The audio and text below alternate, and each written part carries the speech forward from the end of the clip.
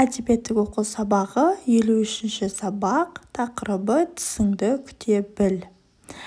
Бүгінгі сабақта сіздер оқиғаның басталуын, дамуын және аяқталуын ажыратуды үйренесіздер, мәтіннің мазмұнын сахналайсыздар. Бірінші тапсырма: тіркестерді пайдаланып, өзіңнің тісің туралы әңгімеле.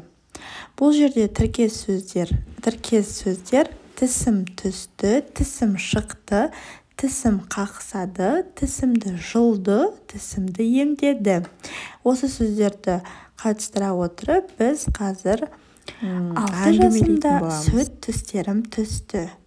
Оның орнына жаңа тісім шықты.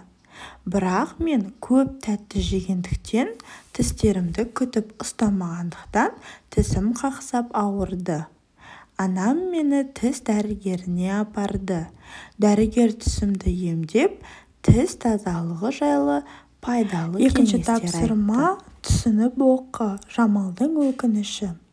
Бір күні ойнап жүрген Жамалға анасы: «Жамалжан, ана ешкілерді қайырып келші», деді.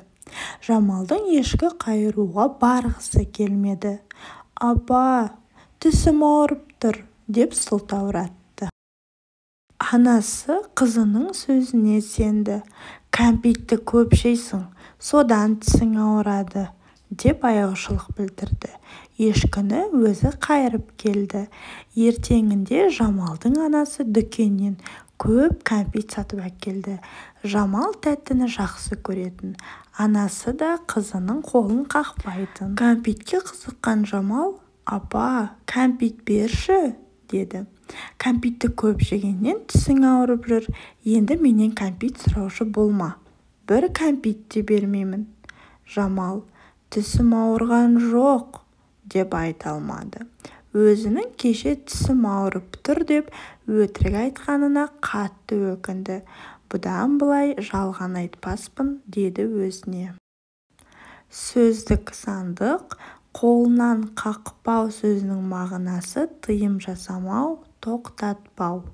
Жалған айту мағынасы бұл сөздің өтірік айту екен. Анықта. Үшінші тапсырма: Жамал неліктен тісім ауырған жоқ деп айта алмады, өйткені ол анасынан ұялды. Төртінші тапсырма: мәтін бойынша сахналық көрініске қатыс. Мәтінде оқиғаның басталуы, дамуы болады. Оқиғаның басталуы анасының Жамалды жұмсауы. Оқиғаның дамуы Жамалға анасының кәмпит бермеуі. Оқиғаның аяқталуы Жамалдың өкініші. Сыныптастарыңмен сахналық көрініс қоюға дайындал. Бесінші тапсырма: жұмбақты көшіріп жаз, шешуін тап. Қатар-қатар тас қойдым, жирен атты бос қойдым. Жұмбақтың жауабы тіл мен тіс. Қорытындыла.